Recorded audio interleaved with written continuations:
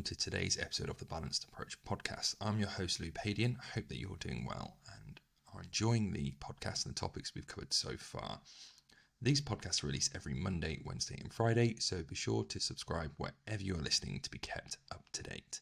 So today we are covering how to deal with setbacks in 4 simple steps. Now, this is one of the things I often see people that trips them up in actually achieving their long-term goals, is that they allow a setback to become a stopping point. And there's a few simple things, simple concepts, I should say, that we are going to put into practice and hopefully are quite easy to put in place for you moving forward to stop these setbacks becoming stopping points. So in the past, I've had quite a few setbacks, as we probably all have. I've had ones where I've had injuries, so as you can see there, I can't straighten that finger. I've had so many injuries in my back, I've torn my pec, ruptured a tendon in my foot, and all these things were big setbacks for me, and probably at the time I didn't deal with them in the best way that I probably could, and knowing what I know now, probably could have done a lot better with them, but that's all part of the process, as we'll find out now. And when people are trying to lose weight, it's very similar as well, because they will have an issue come up where they can't do something, or something pops up that they have to prioritize something else, and that's completely fine, but that means that they throw the baby out with the bathwater, when actually that doesn't need to be the case. And hopefully these 4 simple steps can prevent that happening for you and allow you to actually move forward and eventually get to where you want to be. So first of all, and this is a common thread throughout everything that I teach, that everything that I do with my clients, and something that I try to do with myself a lot more, which is never easy, it's usually hard to do yourself, and that is compassion. Forgiving yourself, that compassion, that being part of general human being experience is setbacks, and actually compassion is a huge part of that. The mindfulness element, the forgiving yourself, being kind to yourself as you would be a good friend, and this stops us ruminating and stops beating ourselves up. So there's a great phrase that I love, and it's that you can't pick yourself up if you're busy beating yourself down. And just moving past that process of something not going to plan, you blaming yourself, you taking it out on yourself, skipping that part out actually doesn't take anything less away from us moving forward. Actually, it just stops us getting to a really negative headspace, stops a whole lot of negative self-talk, and actually moving straight into the compassionate phrase of like, right, doing the best that I can, forgive myself, things that potentially I could have done differently, that's okay. And then we can move forward with that. So moving straight to compassion instead of beating yourself up can be a really useful step in this process. So there's some research around this as well, that people who were more compassionate towards themselves were able to cope better with stress and adversity. And I see that within my clients as well.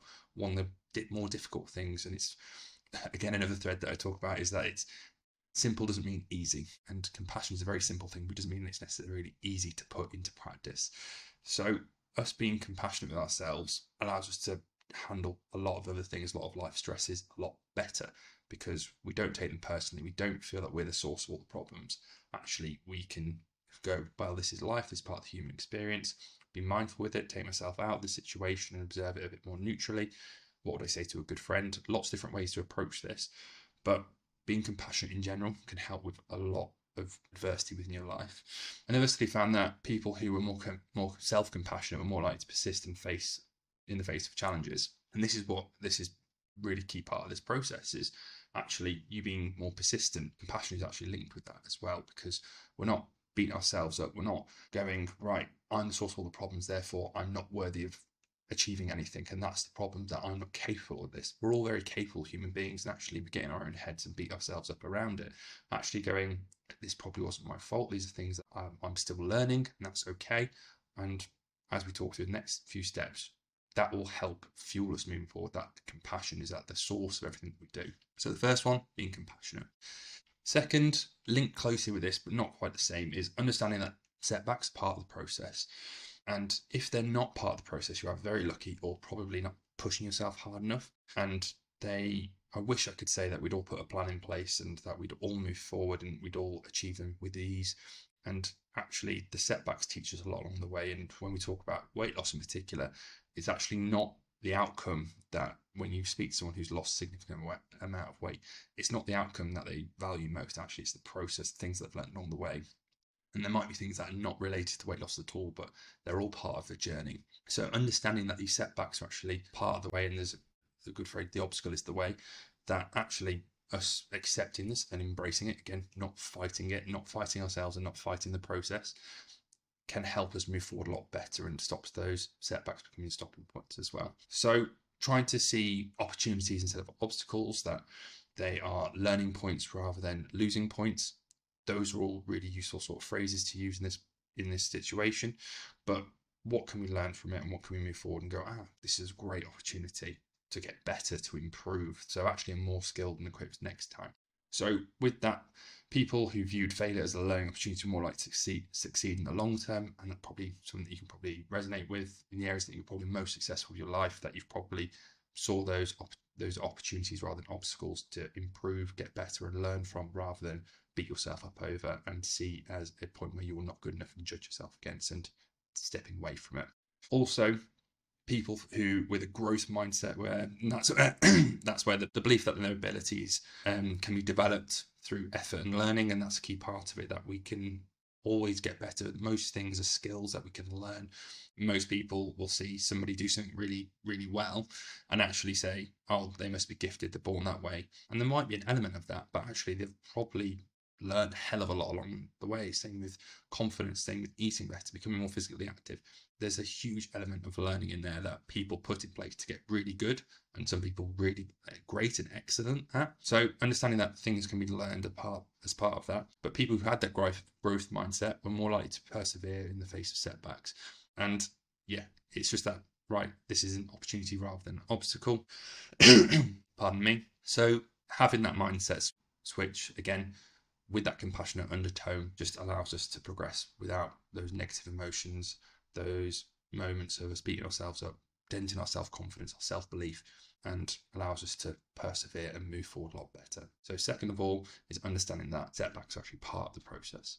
Number 3, something that we've already touched upon as well, is learning from it and using it as a learning point. And you might see this with some people when they've got these goals that they want to achieve, and they always stumble on the same stumbling block, that they don't learn from their mistakes or their setbacks. They don't use an opportunity to grow and get better, using that discomfort to get better moving forward. And it can really create a vicious cycle of people just repeating the same habits. Common one I see is people dieting really hard Monday to Friday, and then going all out over the weekend, eating, drinking anything they can get their hands on. Then Monday, they on a bit of a down from the weekend, potentially had some drinks, stuff like that, so they're hungover, and it's right, beat themselves up, and they try and beat themselves into a place of positivity, of worthiness and a positive outcome, when actually it's a vicious cycle that we need to get out of and go, right, so what if we look at that cycle, where's it potentially going wrong? Where's the stumbling blocks? Well, it might be that they're restricting too much during the week, and actually having a bit more flexibility means that they don't feel the need to go hell for leather on the weekend. Potentially might be the environment at the weekend that they're in, making some adjustments around that, so they're not testing their willpower, relying on willpower, and actually us controlling the controllables. It could be that certain people that they need to have difficult conversations with around their habits, behaviors, their goals, when friends might be offering them gifts around highly sort of calorie dense, and for weight loss, for example, highly calorie dense foods, and they feel like they're doing from a position of love and care for that person, and actually that doesn't really align with what I'm trying to do, be putting them in a worse place with their diet and what they want to achieve. And one of the things that I work on with clients is trying to untangle that and seeing what people's actions are actually coming from a good place or potentially not. And often a lot of people are coming from a good position. So it's understanding that there's lots of things that we can learn from in this process, lots of things that we can reflect on. We can see the ripple effects of all these things that we can change across the whole of our lives. So it's really important to reflect on things and actually see what we can take away and learn from. And we'll link that in the last step. But before we go on to that, I think it's important to sort of touch on some of the literature as always. So people who reflected on their past failures and identified what they could have done differently were more likely to succeed in the future. And again, reflection is a big part of that. Anywhere that you've progressed in your life, you've probably sat back at some point and reflected on the current situation, where you want to be, what current obstacles are in the way, how you can overcome them, and put a plan in place. And a big part of that is a learning process, and us learning how to do things, learning how to eat better, learning how to improve nutritional quality within our foods. And might be around having certain recipes and slight tweaks to them. It could be around how to incorporate physical activity into our diet. into our day. It could be how our relationship with the scales might be impacted or might be improved over the long term by maybe taking a step away, maybe evaluating what we feel the scale says about us. And these are all things that we can reflect on and learn from. And often these are the sort of conversations I have with my clients, of actually going, instead of, right, you shouldn't be doing that, you need to be doing this, it's going, right, so reflect on that, what actually happened. Okay, so what do you think we could do differently? It might be something that I can do as a coach to supply them with education, resources, support in certain areas, or it could be something that they can do within their days. They're going, actually, maybe I need to have a look at what situations I'm putting myself in. Maybe I need to have a look at my emotional response and triggers to certain things. And these are all productive conversations. And again, that compassionate undertone from my coaching, but also within themselves, that these are not coming from a position of judgment. We're not looking at going, you're doing wrong. Actually, it's going, right, you're not where you want to be. How can we get you there? What sort of things do you need in place to do that? And that's where that learning process and making small changes and sort of brainstorming between us is a really powerful process, because it enables that person to take the tools long term and keep the results that they're getting. So as I said, learning is the third step. Fourth one is putting a plan in place. So again, like I said, during that learning process, if we're not changing our behaviors in the long term, then we're just going to repeat those processes in the long term, that cycle over the long term, and not really get where we want to be, spinning our wheels essentially.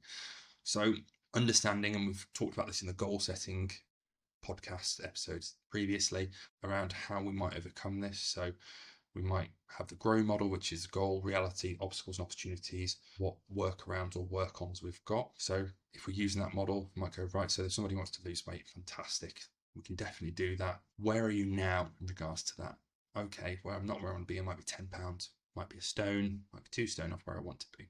Okay, so what currently are the obstacles and opportunities? And this model is very similar to, as we spoke about with the GROW model, but obstacles and opportunities there, that actually there's opportunities for physical activity throughout the day that are not currently taken advantage of. Fantastic. What are the current obstacles? Well, the work office environment isn't great. There's lots of cakes and sweets and stuff like that. And potentially we might have a look around how to handle those situations around those foods, and conversations with people, and how to potentially manage that a bit better. Okay, so moving forward, what can I work on, and what can I put in place to ensure that I'm moving closer where I want to be? And again, something that you might have heard from me before is, we're not looking for the perfect plan. We're just trying to improve things, trying to get better.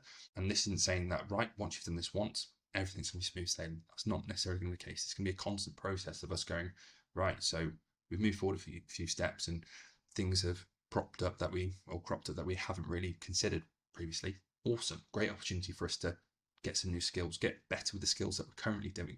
What areas are we currently missing out with those skills that we can look to take advantage of and improve? Or maybe that's not the right tool for the job. Maybe we need to bring some other tools as well.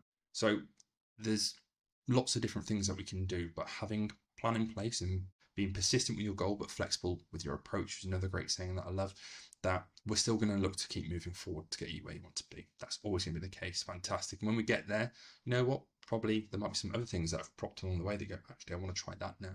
Brilliant, we can do that.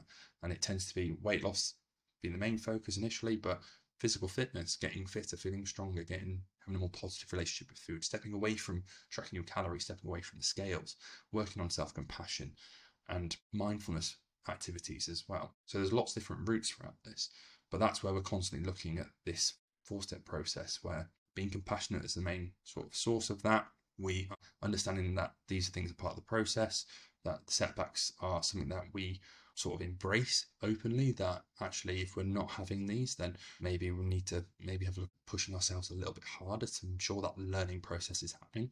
Then we learn from it, and then we put a plan in place. So as I've said, the 4-step process, allowing yourself to deal with setbacks a lot better, are starting with that compassion at the core of everything you do. Compassion is such a powerful tool. It's simple but not easy, and that's a really important thing to get used to saying, is that all things that we talk about, we try to make them as simple as possible, but we try to make them as easy as possible to implement as well.